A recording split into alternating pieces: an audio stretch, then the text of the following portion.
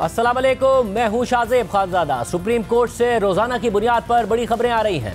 आज भी supreme court के 3 रुकनी बेंच ने एक बड़ा हुक्म जारी कर दिया है। स्टेट बैंक ऑफ पाकिस्तान को हुक्म दे दिया है कि वो पंजाब और खैबर पख्तूनख्वा असेंबली के इंतखाबात के लिए 21 अरब रुपए बराह रास्त इलेक्शन कमीशन को जारी करे। सुप्रीम कोर्ट के जारी होने वाले ऑर्डर के मुताबिक हमारी हिदायत की पैरवी करते हुए स्टेट बैंक की कायम मकाम गवर्नर ने अदालत में स्टेटमेंट पेश किया, जिसमें वफाकी हुकूमत के फंड्स की निशानदही की गई जो स्टेट बैंक के कंट्रोल में है। इस फहरिस्त में हमें 17 अकाउंट्स दिखाए गए हैं, जिनमें मजमूई तौर पर तकरीबन 1400 अरब रुपए मौजूद हैं, जबकि इन 17 अकाउंट्स में अकाउंट नंबर 1 जो नॉन फूड अकाउंट है उसमें 1392 अरब रुपए मौजूद हैं, जो मजमूई फंड्स का 98% है। अदालत में इस बात की वजाहत की गई है कि अकाउंट नंबर 1 में मौजूद रकम किसी खास इस्तेमाल के लिए मुख्तस नहीं है और इसमें मौजूद फंड्स जामिद नहीं हैं, क्योंकि इसमें रेगुलर बुनियादों पर हुकूमती अखराजात को पूरा करने के लिए पैसे आते और जाते रहते हैं। अदालती फैसले के मुताबिक कायम मकाम गवर्नर का कहना है कि इस अकाउंट नंबर 1 के अलावा बाकी जितने 16 अकाउंट्स हैं वो खास मकासद के लिए इस्तेमाल के लिए मुख्तस हैं। अदालती फैसले के मुताबिक कायम मकाम गवर्नर से सवाल किया गया कि जो पंजाब और खैबर पख्तूनख्वा में इंतखाबात के लिए 21 अरब रुपए के फंड्स दरकार हैं, क्या उनका बंदोबस्त वफाकी हुकूमत के अकाउंट नंबर 1 में मौजूद रकम से हो सकता है, जिसकी कायम मकाम गवर्नर स्टेट बैंक ने तस्दीक की कि इलेक्शन कमीशन को 21 अरब रुपए की फरहमी के लिए जरूरी ट्रांजैक्शंस कम से कम मुमकिन वक्त में की जा सकती है और जल्द अज जल्द इसको 17 अप्रैल तक मुमकिन बनाया जा सकता है। अदालती फैसले के मुताबिक फाइनेंस डिवीजन के स्पेशल सेक्रेटरी ने अटॉर्नी जनरल की मदद से अदालत को प्रेजेंटेशन दी, जिसमें हुकूमत की मुआशी पोजीशन और जेर इल्तवा IMF प्रोग्राम की जिम्मेदारियों से आगाह किया गया। जो अदाद-ओ-शुमार अदालत के सामने रखे गए उनमें सबसे कम अदाद-ओ-शुमार सैकड़ों अरब रुपए तक जाते हैं, जिससे वाज़ेह होता है कि आम इंतखाबात के लिए 21 अरब रुपए की रकम वफाकी हुकूमत की जिम्मेदारियों में बहुत मामूली इजाफा करेगी और ये रकम इतनी गैर अहम है कि जो राउंडिंग ऑफ एरर के भी बराबर नहीं है। फाइनेंस की टीम ने अदालत को आगाह किया कि वफाकी हुकूमत रेगुलर बुनियादों पर फंड्स उधार लेने के लिए या रेज करने के लिए बॉन्ड मार्केट जाती रहती है और मजमूई तौर पर वो रकम किसी भी माली साल के लिए खरबों रुपए तक जाती है। ये भी कहा गया कि इस हवाले से स्टेट बैंक की तरफ से ट्रेजरी बिल्स भी रेगुलर बुनियादों पर जारी किए गए। इस पहलू से मुताल्लिक भी अगर 21 अरब रुपए के फंड्स का जायजा लिया जाए तो उसका कोई बायमानी असर नहीं है। फाइनेंस टीम ने इस बात की भी तस्दीक की है कि अगर अदालत इलेक्शन कमीशन के इस्तेमाल के लिए फंड्स जारी करने के अमल से मुताल्लिक कोई फैसला देती है तो उसको जल्द निपटाया जा सकता है और ये काम 17 अप्रैल तक हो सकता है। अदालती फैसले के मुताबिक अदालत के सामने जो तफसीलात रखी गई हैं, इस हवाले से कोई शक नहीं है कि कमीशन की ज़रूरत के मुताबिक उन्हें 21 अरब रुपए की फरहमी फौरी तौर पर और 1 दिन की बुनियाद पर हो सकती है। जहां तक पैसों की मुंतकली के मैकेनिज्म का ताल्लुक है तो इलेक्शन कमीशन के सेक्रेटरी ने अदालत को बताया है कि कमीशन के पास जो फंड्स इस्तेमाल के लिए आते हैं वो अकाउंटेंट जनरल पाकिस्तान रेवेन्यूज के पास होते हैं और इस एजेंसी ने इलेक्शन कमीशन के फंड्स के लिए एक ID नंबर मुख्तस किया हुआ है और इस ID नंबर के साथ एक सीलिंग मुंसलिक है जिसका तायुन फाइनेंस डिवीजन करता है। उस सीलिंग के अंदर यानी उस हद के अंदर जो फंड्स मुतालिका ID के लिए मुख्तस हों तो वो रकम बाआसानी से इलेक्शन कमीशन के इस्तेमाल के लिए मौजूद हो सकती है। हुकाम की तरफ से इस बात की तस्दीक की गई है कि अदालती हुक्म पर स्टेट बैंक फाइनेंस डिवीजन के नाम एक पैगाम भेजेगा कि आम इंतखाबात के लिए अकाउंट नंबर 1 से 21 अरब रुपए इलेक्शन कमीशन के लिए मुख्तस हैं और फिर उसी दिन फाइनेंस डिवीजन इस हवाले से मुनासिब पैगाम अकाउंटेंट जनरल पाकिस्तान रेवेन्यूज को भेजेगा और हिदायत करेगा कि 21 अरब रुपए के जरिए इलेक्शन कमीशन को दी गई ID की सीलिंग यानी लिमिट को बढ़ाया जाए और इस तरीके से इलेक्शन कमीशन को फौरी तौर पर उस रकम तक रसाई मिल जाएगी। अदालती फैसले के मुताबिक वजारत खजाना के हुकाम ने अदालत के सामने ये तस्दीक की है कि आर्टिकल 84 के तहत वफाकी हुकूमत के पास पूरा इख्तियार है कि वो फेडरल कंसोलिडेटेड फंड से ऐसे अखराजात की इजाज़त दे जो नई सर्विस से मुताल्लिक हों और वो सालाना बजट स्टेटमेंट में शामिल ना हो और ऐसे अखराजात के लिए वफाकी हुकूमत कौमी असेंबली से एक्स पोस्ट फैक्टो इजाज़त ले सकती है, यानी बाद में इजाज़त ले सकती है। हमारी नज़र में इलेक्शन के लिए फंड्स जारी करने से मुताल्लिक ना तो कोई माली मसला मौजूद है और ना ही इजाज़त के लिए कोई प्रोसीजरल मसला है। इसलिए ये हुक्म दिया जाता है कि स्टेट बैंक के ज़ेरे कंट्रोल जो अकाउंट नंबर 1 है, जिसमें फेडरल कंसोलिडेटेड फंड का सबसे बड़ा हिस्सा मौजूद है, वो इसमें से 21 अरब रुपए इंतखाबात के लिए जारी करे और फौरी तौर पर इस हवाले से फाइनेंस डिवीजन को आगाह करे और फिर फौरी तौर पर finance division accountant general Pakistan revenues को हिदायत करे कि वो इलेक्शन कमीशन से मुताल्लिक सीलिंग की हद को 21 अरब रुपए से बढ़ा दे और ये सब कुछ फौरी तौर पर किया जाए और 17 अप्रैल इस पूरे अमल की आखिरी तारीख होगी। इससे आगे नहीं बढ़ा जाएगा। स्टेट बैंक, वजारत खजाना, AGPR और इलेक्शन कमीशन साथ मिलकर काम करें और पूरी तरह कोऑर्डिनेट करें ताकि तय करदा वक्त में अदालती हिदायत पर अमल हो। अदालती फैसले के मुताबिक 18 अप्रैल तक स्टेट बैंक और वजारत खजाना अपनी पैरवी की रिपोर्ट अदालत में जमा करवाएं। वजारत खजाना की रिपोर्ट में अकाउंटेंट जनरल पाकिस्तान रेवेन्यूज की तस्दीक भी शामिल होनी चाहिए और इलेक्शन कमीशन भी 18 अप्रैल को अपनी रिपोर्ट जमा कराकर तस्दीक करे कि उन्हें 21 अरब रुपए तक रसाई मिल गई है। हम ये भी नोट करते हैं कि इस फैसले को फेडरल कंसोलिडेटेड फंड से अखराजात की इजाजत देने के लिए एक अथॉरिटी के तौर पर देखा जाए और वफाकी हुकूमत इसके बाद कौमी असेंबली से एक्स पोस्ट फैक्टो मंजूरी ले, यानी बाद में मंजूरी ले। आज पंजाब और खैबर पख्तूनख्वा में इंतखाबात के लिए फंड्स के इजरा के मामले पर चीफ जस्टिस की सरबराही में इन चैम्बर समाअत हुई। चीफ जस्टिस की सरबराही में जस्टिस एजाजुल अहसन और जस्टिस मुनीब अख्तर ने समाअत की, जिसके दौरान स्पेशल सेक्रेटरी खजाना और एडिशनल सेक्रेटरी खजाना 3 रुकनी बेंच के सामने पेश हुए।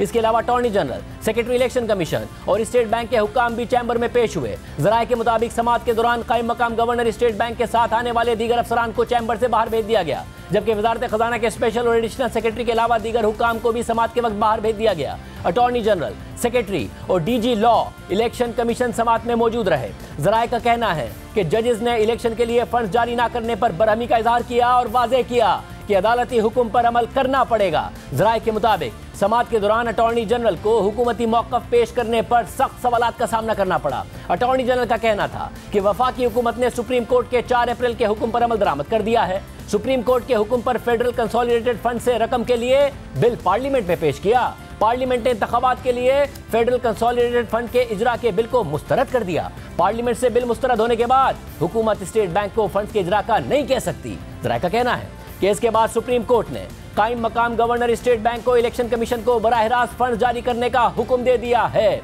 और ये बात बाद में फैसले में नजर आई कि अदालत ने बराह रास्त स्टेट बैंक को यह हुक्म दे दिया। वफाकी हुकूमत ने अटॉर्नी जनरल के जरिए तहरीरी तौर पर सुप्रीम कोर्ट में अपना जवाब जमा कराया है और मौक़िफ़ अख्तियार किया कि सुप्रीम कोर्ट ने अपने ऑर्डर में जो हिदायत जारी की थी उसको मद्देनजर रखते हुए वफाकी हुकूमत ने 9 अप्रैल के काबीना इजलास में फाइनेंस डिवीजन की तरफ से आम इंतखाबात के फंड से मुताल्लिक पेश करदा बिल को मंजूर किया और फेडरल कंसोलिडेटेड फंड से कोई भी रकम जारी करने के लिए एक एक्ट ऑफ पार्लियामेंट जरूरी है और डेडलाइन को मीट करने के लिए यह बिल कौमी असेंबली के 10 अप्रैल के इजलास में पेश किया गया, मगर 13 अप्रैल को कौमी असेंबली ने इस बिल को ही मुस्तरद कर दिया, जिसके नतीजे में वफाकी हुकूमत के पास ये इख्तियार नहीं है कि वो स्टेट बैंक या किसी अथॉरिटी को फंड जारी करने का कहे।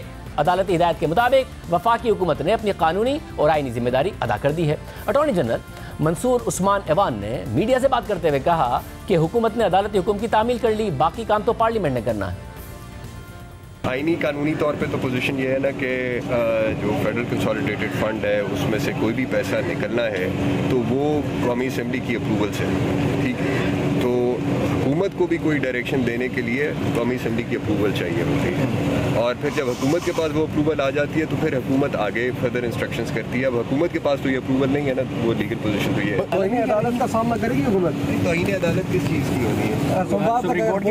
नहीं, फेडरल गवर्नमेंट ने तो कंप्लाई कर दिया ना ऑर्डर, जब फेडरल गवर्नमेंट ने वो कानून ले गई कैबिनेट से अप्रूव करा कर तो ऑर्डर की कंप्लायंस फेडरल गवर्नमेंट ने तो कर दी ना, बाकी तो पार्लियामेंट क्या है।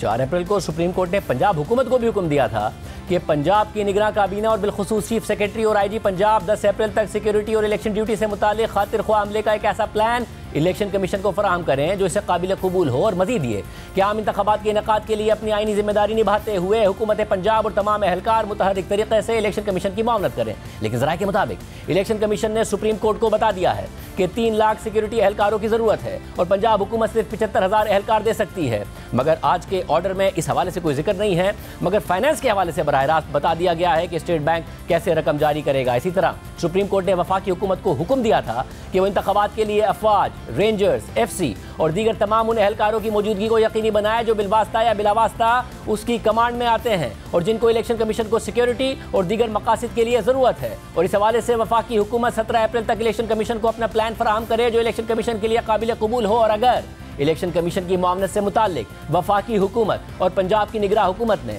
अदालती हुक्म पर अमल दरामद ना किया तो कमीशन मुनासिब फैसले के लिए अदालत को आगाह करे। लेकिन ये बात अब तक सामने नहीं आई है कि सुप्रीम कोर्ट में वजारत दिफा ने क्या जवाब जमा कराया था। 1 अप्रैल की समाअत में अटॉर्नी जनरल ने इंतखाबात के लिए सिक्योरिटी के मामले पर इन चैम्बर समाअत की इस्तदा की थी, लेकिन चीफ जस्टिस ने इस पर रिमार्क दिए थे कि हमें सील्ड रिपोर्ट्स दे दें, हम पढ़ लेंगे। हम सिर्फ फौज की बात नहीं कर रहे हैं, मुसल्लह अफवाज में एयरफोर्स और नेवी भी शामिल है। अगर हमारी फौज हसास जगहों पर तैनात है तो हमें इन दो अफवाज के बारे में भी बताया जाए। अगर पाक आर्मी की नफरी मसरूफ है तो दीगर सर्विसेज से एहलकार लिए जा सकते हैं। इलेक्शन में ड्यूटी के लिए जंगजू फौजी नहीं चाहिए। फौज में हर यूनिट या शोबा जंग के लिए नहीं होता। रिटायर्ड आर्मी जवान भी सिक्योरिटी दे सकते हैं, पैरामिलिट्री फोर्सेस भी सिक्योरिटी दे सकती हैं, जो वजारत दाखिला के मातहत है। वैसे बता दें कि इलेक्शन के लिए कितनी सिक्योरिटी चाहिए। जो कुछ हसास चीजें हैं उनको इन चैम्बर सुन लेंगे। उसी समाज में चीफ जस्टिस ने सेक्रेटरी दिफा lieutenant general retired Hamood Rahman से सवाल किया था कि क्या आपके पास रिटायर्ड जवान बुलाने का कोई तरीकाकार है, तो सेक्रेटरी दिफा ने जवाब दिया कि रिटायर्ड आर्मी जवान रिजर्व फोर्स होते हैं जिन्हें मखसूस हालात में बुलाया जाता है। रिजर्व फोर्स की तलबी के लिए वक्त दरकार होता है। रिजर्व फोर्स की तरबियत भी की जाती है। चीफ जस्टिस ने रिमार्क्स दिए कि इलेक्शन कल नहीं होने, पूरा शेड्यूल आएगा, हमें सील्ड फाइलें दे दें, हम जायजा लेकर वापस कर देंगे। आप चंद घंटों बाद या कल सुबह तक रिपोर्ट दे दें। सेक्रेटरी दिफा को अगली समाअत पर आने की जरूरत नहीं। कुछ सवालात हमारे जहन में आए तो खुली अदालत में पूछ लेंगे, लेकिन इसके बाद केस की कोई समाअत ही नहीं हुई और 3 रुकनी बेंच ने फैसला सुना दिया था। एक तरफ आज अदालत में अहम समाअत हुई है और दूसरी तरफ पार्लियामेंट में भी सियासी गहमागहमी रही। सुप्रीम कोर्ट में समाअत के बाद वजीर आजम शहबाज शरीफ की ज़ेर सदारत इत्तेहादी जमातों की पार्लिमानी रहनुमाओं का इजलास हुआ, जिसमें कौमी असम्बली का हंगामी इजलास बुलाने का फैसला किया गया और फिर स्पीकर राजा परवेज अशरफ ने शाम 5 बजे इजलास तलब भी कर लिया। जिसके बाद कौमी असम्बली ने सुप्रीम कोर्ट के 8 रुकनी बेंच के हुक्मनामे के खिलाफ मजम्मती करारदाद मंजूर कर ली और 8 रुकनी बेंच का हुक्मनामा आइन और कानून से मुतसादिम करार देकर उसको मुस्तरद कर दिया। इसके अलावा कौमी असम्बली ने डैम फंड की रकम कौमी खजाने में जमा कराने की करारदाद भी मंजूर कर ली है। जियो न्यूज के मुताबिक कौमी असम्बली ने खुद नोटिस के इख्तियारात में मजीद तरमीम का बिल मंजूर कर लिया है। बिल के मुताबिक आर्टिकल 184(3) के तहत फैसलों और अहकामात पर नजरसानी की दरख्वास्तों पर फैसला देने वाले बेंच से बड़ा बेंच तश्कील दिया जाए। नजरसानी की दरख्वास्त देने वाले को अपनी मर्जी के वकील की खिदमत हासिल करने का इख्तियार दिया जाए। बिल के मुताबिक फैसला या ऑर्डर जारी होने के 2 माह के अंदर नजरसानी की दरख्वास्त की जा सकेगी। कानून की मंजूरी से पहले 184(3) के आने वाले फैसलों और अहकामात पर भी इतलाक होगा। पुराने फैसलों पर नजरसानी की दरख्वास्तें कानून के इतलाक के 30 दिन के अंदर दायर की जा सकेंगी। कौमी असम्बली के इजलास से पहले मुल्क की सिक्योरिटी की सूरत हाल पर कौमी असम्बली का एक इन कैमरा इजलास हुआ, जिसमें army chief general Asim Munir समेत आला अस्करी हुक्काम भी शरीक हुए। जबकि इजलास में वजीर आजम, वफाकी वज़रा, अरकान पार्लियामेंट, सूबाई वज़राए आला और आईजीज़ भी शरीक थे। ज़राए के मुताबिक इजलास में डीजी मिलिट्री ऑपरेशंस की जानिब से मुल्क की सिक्योरिटी की सूरत हाल पर ब्रीफिंग दी गई और ज़राए के मुताबिक इजलास में आर्मी चीफ ने कहा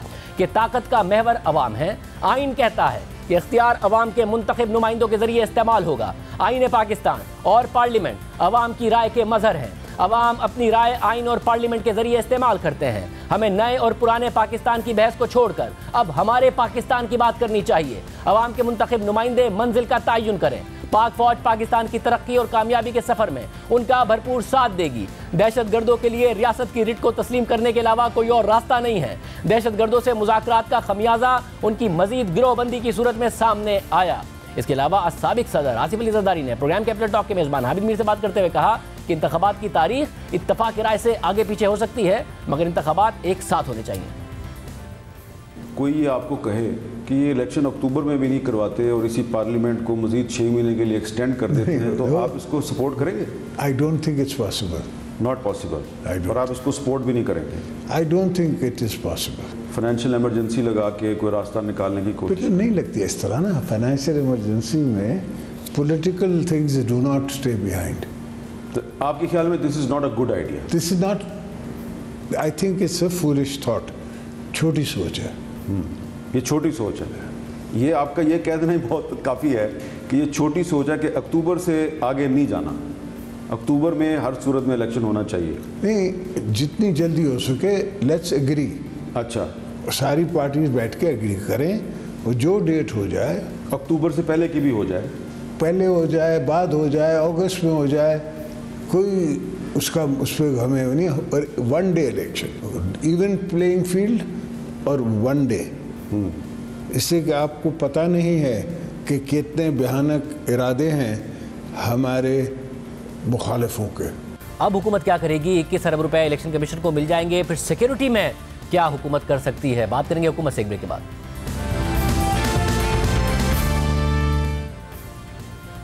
एक तरफ सुप्रीम कोर्ट के जजेस में मुसलसल इख्तलाफात की खबरें सामने आ रही हैं, तो दूसरी तरफ जजेस के खिलाफ मुसलसल रेफरेंसेस दायर हो रहे हैं और ये तमाम रेफरेंसेस आम शहरियों और बास की तरफ से दायर किए गए हैं।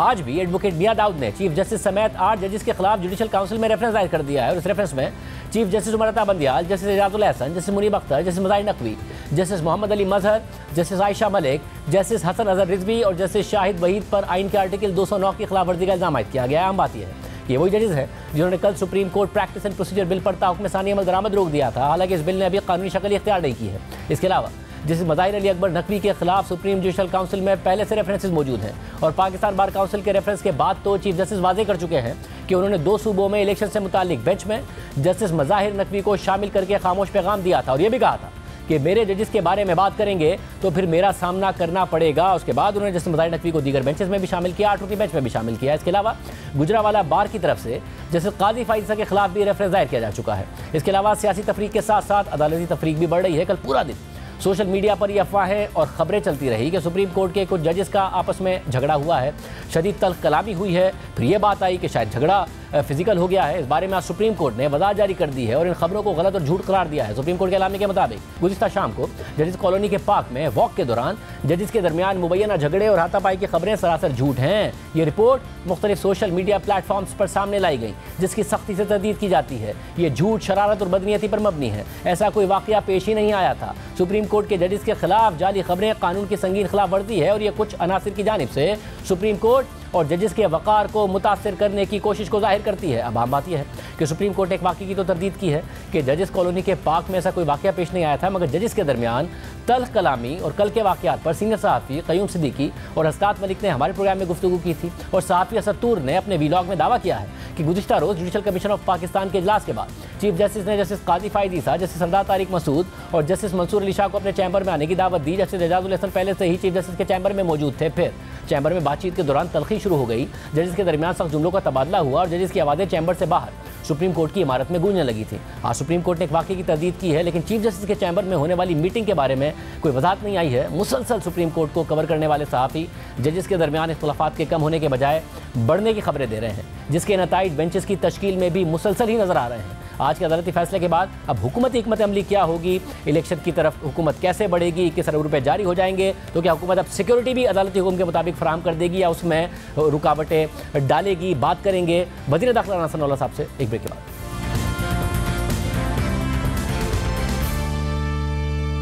हमारे साथ वज़ीर दाखिला राना सनाउल्लाह साहब मौजूद हैं। राना साहब, बहुत शुक्रिया हमें शो में ज्वाइन करने के लिए। राना साहब, आप लोगों ने फैसला मुस्तरद किया, कोई फ़र्क नहीं पड़ा। आप लोगों ने पार्लियामेंट का सहारा लिया।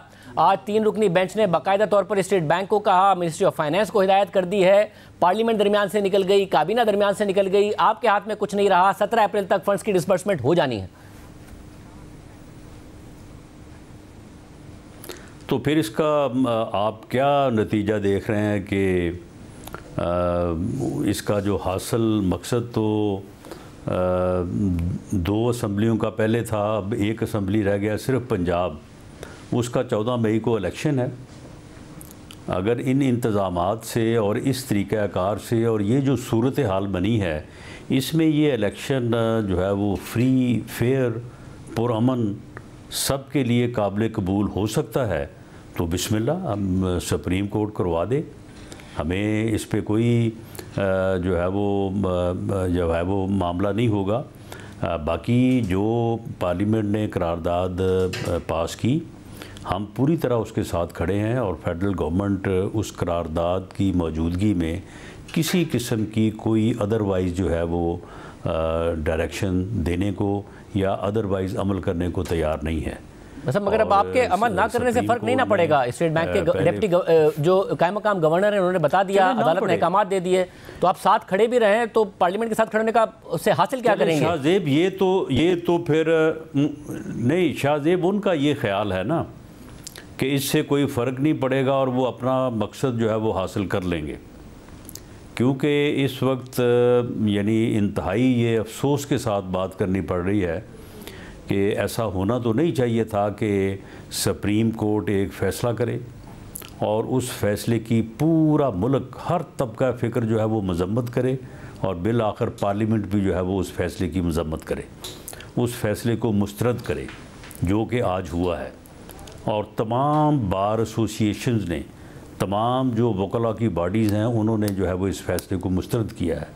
इवन वो वकला, सीनियर वकला जो पीटीआई की जो है वो सपोर्ट करते रहे हैं या उनकी तरफ से अदालतों में पेश हुए हैं, उन्होंने भी जो है वो इस फैसले को जो ये 8 रुकनी बेंच बनाया गया है उसकी उन्होंने मजम्मत की है, उसकी मुखालफत की है, उसे एक गलत फ़ैसला करार दिया है।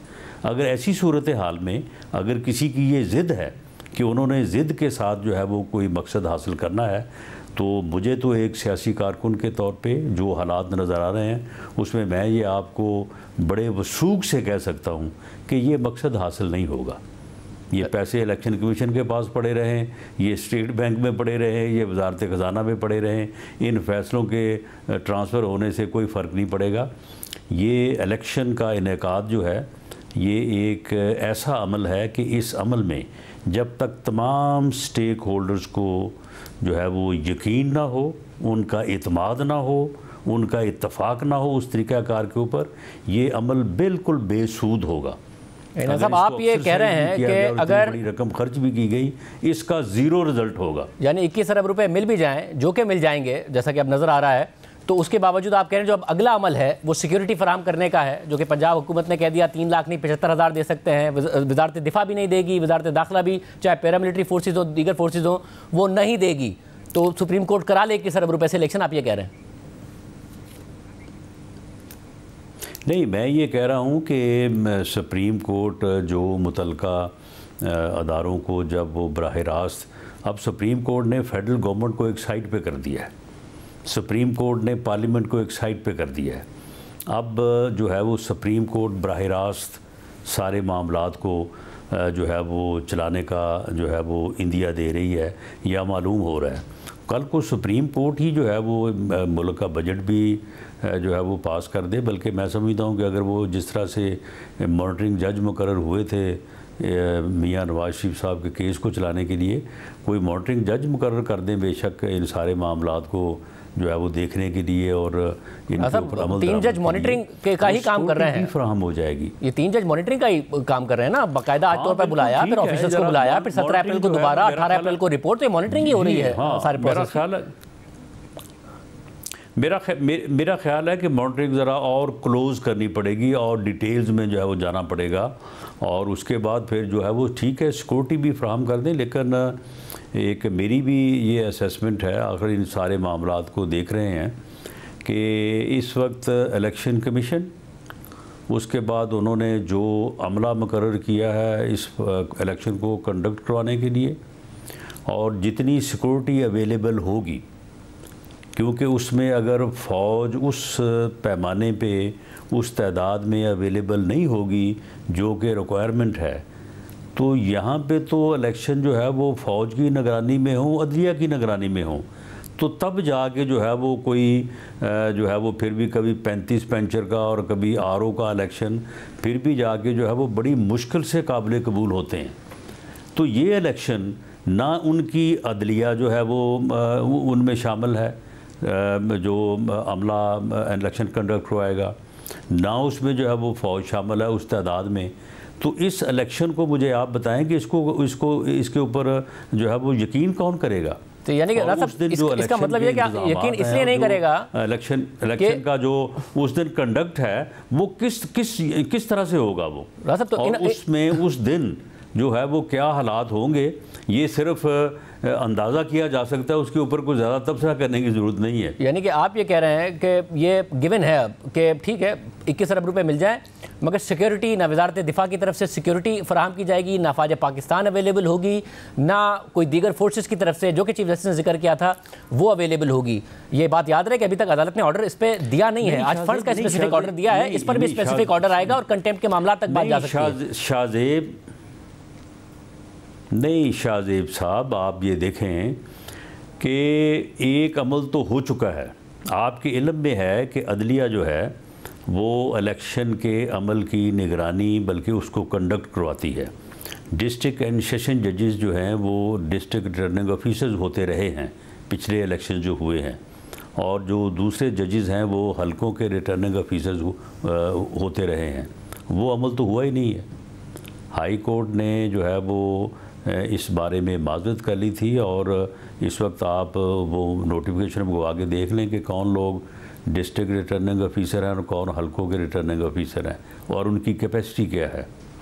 और उसके बाद फ़ौज ने ये तो नहीं कहा कि वो जो है वो नहीं देंगे, लेकिन उनकी एक सूरत हाल में आज भी जो सिक्योरिटी रिलेटेड ब्रीफिंग हुई है वो एक तादाद बता रहे हैं कि हम ये ड्यूटी इस हद तक कर सकते हैं, ये सुपेरेबिलिटी हो सकती है, इससे ज़्यादा नहीं हो सकती। और वो मेरे अंदाजे के मुताबिक जो है वो उस दिन के अमन व अमान के लिए नाकाफ़ी होगी। और रही बात पुलिस की, तो पुलिस तो वैसे ही जो है वो अमन व अमान, क्योंकि उसके ऊपर जानबदारी का जो है वो किसी न किसी तरफ से जो है, अब तो खैर केयर टेकर भी गैर जानबदार नहीं रहे इमरान खान की नज़र में। तो ये चीज़ें जो हैं, ये चीज़ें आखिर इलेक्शन जो है, कोई ये पहला इलेक्शन तो नहीं होना कि जो हमने लड़ना है या हमने देखना है। इससे पहले जो है वो दर्जनों इलेक्शन जो है वो लड़ चुके हैं, देख चुके हैं। हमें अंदाज़ा है कि इलेक्शन जो है उसके लिए किस किस्म के इंतज़ामात और स्टेक होल्डर्स की किस किस्म की कमिटमेंट और किस किस्म का एतमाद जो है वो यानी ज़रूरी आज के इजलास में आप कह रहे हैं कि चीज़ें जो है नहीं होंगी, तो ये तो उस दिन एक जो है ना वो फिर एक और ही कुछ करवाने का जो है वो सिलसिला हो जाएगा। सर यानी आज के इजलास में अस्करी क़यादत ने बताया है कि जो तादाद आप कह रहे हैं कि इलेक्शन के लिए चाहिए उतनी तादाद में नहीं दे सकते हैं, ज़रूर दे सकते हैं अमला, मगर उतनी तादाद में नहीं दे सकते हैं जितना इलेक्शन के लिए चाहिए। ये बात, ये जवाब जो है इससे पहले जो सुप्रीम कोर्ट में ड्यूरिंग हियरिंग जो समाअत के दौरान जो रिपोर्ट पेश की गई थी उसमें ये बात बड़ी वाज़े तौर पे जो है वो बयान की गई थी। और इस बारे में सेक्रेटरी दिफा ने जो गुफ्तगू की थी वहाँ पे बड़ी मुख्तसर थी, उससे भी जो है ये पूरी तरह बात यहाँ है। ये शाहजेब मामला ये है कि इस तरह से ज़िद से, दौन से, तकब्बर से, धांधली से, बेअसूली से, गैर कानूनी तरीके अपना के, गैर आइनी तरीके से अगर ये अमल करने की कोशिश की जाएगी जो कि एक आइनी और जमहूरी अमल है, ये नहीं हो पाएगा। आइनी और जमहूरी अमल में रुकावटें डाली जा रही हैं, उस पर सुप्रीम कोर्ट कुछ कर रही है जिस पर एतराज़ उठाया गया। ये बात कोई इतनी ज़्यादा कोई रॉकेट साइंस नहीं है, ये आम आदमी की समझ में आने वाली बात है। मगर ये नहीं हो सकता। वज़ीर दिफा ने रिपोर्ट दी, मुमकिन नहीं है। मगर दायरे रिपोर्ट तो पहले ख़जाना की तरफ से भी थी, मगर अदालत ने आज बड़े वाज़ेह अहकाम जारी कर दिए हैं। तो अदालत सेक्रेटरी दिफा को भी, आर्म फोर्सेस को भी बराह रास्त अहकाम जारी कर देगी। तो अगर स्टेट बैंक ने अमल कर दिया तो आप कह रहे हैं कि अफवाज नहीं कर रही होंगी या सेक्रेटरी दिफा अमल नहीं करेंगे, वजारत दिफा नहीं अमल करेगी, वजारत दाखिला नहीं अमल करेगी। अगर इतना ही जो ऑर्डर है, स्पेसिफिक ऑर्डर उन्हें दिया नहीं, कैपेसिटी नहीं है, कैपेसिटी ही नहीं है। तो राना साहब कैपेसिटी तो फिर बाद में भी नहीं होगी। ये काम करके आप राह हमवार कर रहे हैं एक प्रोलॉन्ग्ड केयर टेकर सेटअप की। अगस्त के बाद आप भी बाहर होंगे, इमरान खान साहब भी बाहर होंगे, और फिर दोनों बाहर मिलके क्या ये जद्दोजहद कर रहे होंगे कि इलेक्शन हो जाए? क्योंकि आप तो राह हमवार कर रहे हैं कि कैपेसिटी नहीं है, फिर अक्टूबर में भी नहीं इलेक्शन हो रहे होंगे। नहीं, हम ये राह नहीं हमवार कर रहे। हम गैर आइनी, गैर जमहूरी रवैयों की जो है वो हम जो है वो रुकावट बन रहे हैं। हम ऐसे गैर जमहूरी रवैयों को, ऐसे गैर आइनी रवैयों को, खा वो सियासत में हो, अदालत में हो, पार्लियामेंट में हो, किसी जगह भी हो, हम उनकी जो है वो निशानदेही कर रहे हैं। बात यह है कि अगर ये सिर्फ इस तरह से हो सकता हो कि जी अदलिया ने या चीफ जस्टिस साहब ने कहा तो ये उन्होंने कुन कह दिया और हो गया, तो फिर ये बादशाह डैम जो है वो बन जाना था। और बादशाह डैम अब तक जो है वो बना होता और हमारे ये सारे लोड शेडिंग और बिजली के मामला जो है वो हल हो चुके होते। ये आपको पता है ना कि एक चीफ जस्टिस साहब जो हैं वो डैम बनाने निकले थे और उन्होंने कहा था कि क्योंकि मैं हर चीज़ जो है वो मेरे इख्तियार में है तो मैं ये सारा कुछ कर गुजरूंगा। मामला ये है कि हर चीज़ जो है उसकी जो अदालत पर सवाल उठते हैं वो अपनी जगह पर उठते हैं। एक चीफ जस्टिस डैम बनाने निकले थे, एक नस्ला टावर गिराने निकले थे। हमने देखा कि चीफ जस्टिस का जो बुनियादी काम है उससे हट के जिस काम के लिए निकले थे आज अदालत उन्हीं कामों को नहीं ओन कर पाती है। मगर यहाँ पर मामला अगर इलेक्शन का है तो आप ये वाज़े नज़र आ रहा है, आप कह रहे हैं कैपेसिटी नहीं है। तो 2008 में हालात ज़्यादा ख़राब थे मुल्क के, 2013 में भी ज़्यादा ख़राब थे, उस वक्त का पाकिस्तान में कैपेसिटी थी, 2018 का भी इलेक्शन। आज कैपेसिटी कैसे नहीं है? हमें तो ये बताया गया था कि हमारी अफवाज भी ज़्यादा तैयार हैं, हमारी सिक्योरिटी फोर्सेज भी ज़्यादा तैयार हो गई हैं। देखे ना, नहीं शाहजेब, इलेक्शन जो है, इलेक्शन में सबसे पहले और ज़रूरी फरीक तो पॉलिटिकल पार्टीज़ हैं। पॉलिटिकल पार्टीज़ के दरमियान इलेक्शन के तरीक़ाकार पर, इलेक्शन के इनेकाद के ऊपर, इलेक्शन से मुतल्लिक़ा मामलात के ऊपर कंसेंसस होना चाहिए। और हमेशा जो है वो रिटर्निंग ऑफिसर से लेके जो है वो इलेक्शन कमीशन तक जो है वो पार्टीज़ के अजलास बुला के तो एक उसे ज़ाब्ता अखलाक कहते हैं, उसके ऊपर जो है वो सबको मुतफ़िक करते हैं। उसके बाद फिर सिक्योरिटी की ज़रूरियात जो है वो उसमें बहुत ज़्यादा जो है वो कमी आ जाती है, लेकिन वो कमी भी जो है वो भी फ़ौज आके पूरा करती है। अदलिया के लोग, जजेस जो हैं वो आके पूरा करते हैं, जो डिस्ट्रिक्ट लेवल पे और लोअर लेवल पे सिविल जजेस और डिस्ट्रिक्ट एंड सेशन जजेस होते हैं जो आके रिटर्निंग ऑफिसर्स और रिज़ल्ट्स और ये सारा मामला। तो मामला भी एक तो ये नहीं जो बुनियादी चीज़ है, और दूसरा है कोई कंसेंसस नहीं।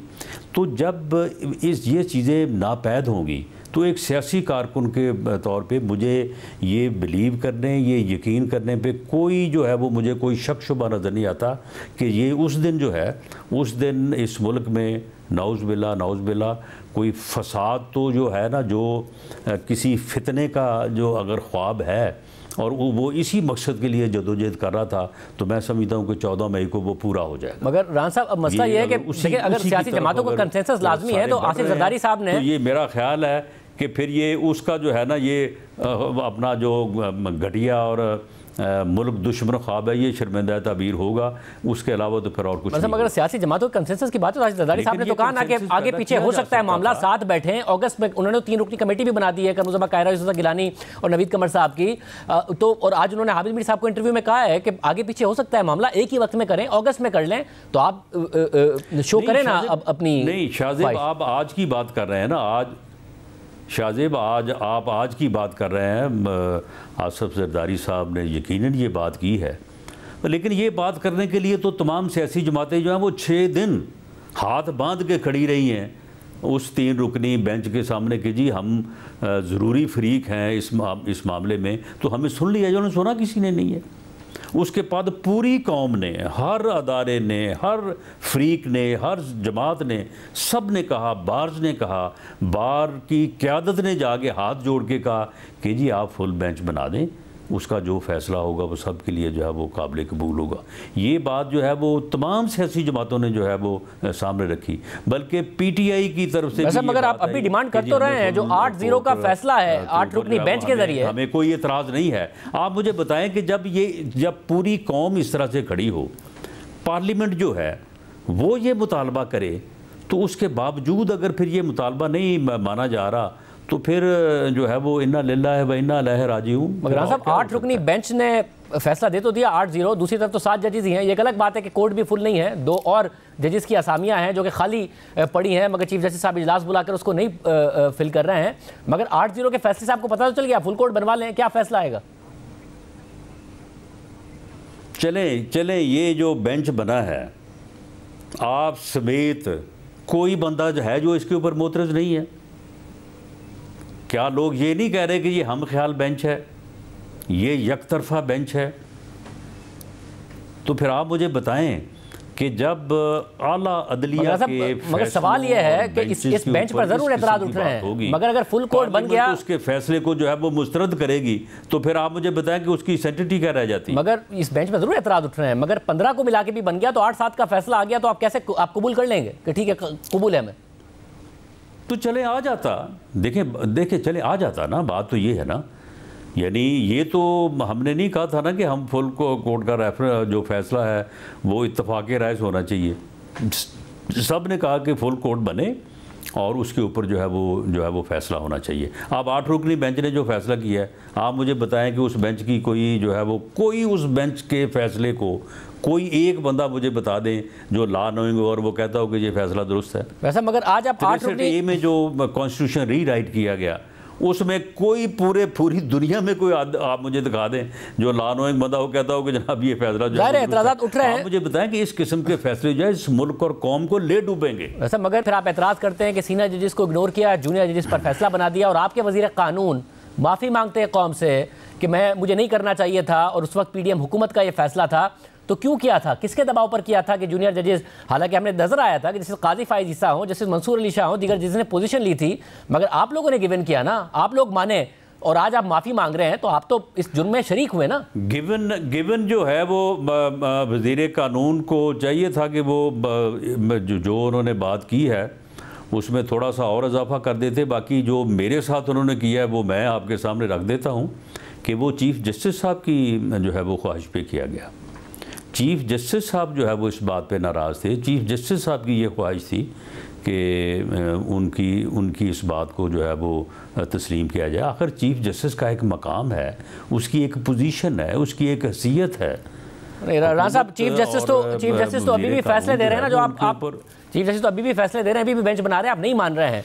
उस वक्त चीफ जस्टिस के मकाम की वजह से तो आप नहीं माने होंगे ना, कोई ना कोई गारंटी आपको भी मिली होगी आगे से, कोई गारंटीज होंगी जिसकी जो इन्वॉल्व होगी वो नहीं पूरी हुई, जिसकी वजह से अभी सारा मामला हो रहा है। नहीं, सुन ले नहीं, मेरा नहीं ख्याल, मैं वज़ीर कानून को भी और वज़ीर आज़म को भी मैं करीब से जानता हूँ। मेरा नहीं ख्याल कि उन्होंने कोई गारंटी से बात की होगी या उन्होंने कोई ले दे के असूल के ऊपर जो है वो बात की होगी। ये बात मैं चीफ़ जस्टिस साहब के मुतल्लिक़ भी नहीं कहता, लेकिन इतना मेरे इल्म में है कि चीफ़ जस्टिस साहब उस वक्त भी इसी तरह से बज़िद थे और नाराज़गी का इजहार कर रहे थे। ये मामला जो है ये काफ़ी देर से चला आ रहा था, ये कोई एक दिन की बात नहीं है कि बात हुई और जो है वो वोट दे दिया या वो राना साहब ये नाम मुस्तरद हो गए थे, उसके बाद बात तो तकरीबन पिछले 3-4 महीनों से चल रही थी और ये नाम मुस्तरद हो गए थे। उसके बाद आप लोगों ने अगर सरेंडर किया है, अब आज कौम से माफ़ी मांगते रहिए और एतराज़ करते रहिए। हाँ, ऐसे बिल्कुल ऐसे ही हुआ है। लेकिन 2 जजेस का इंडक्शन में तो सिर्फ इतना ही मामला था ना कि सीनियरिटी और जूनियर का।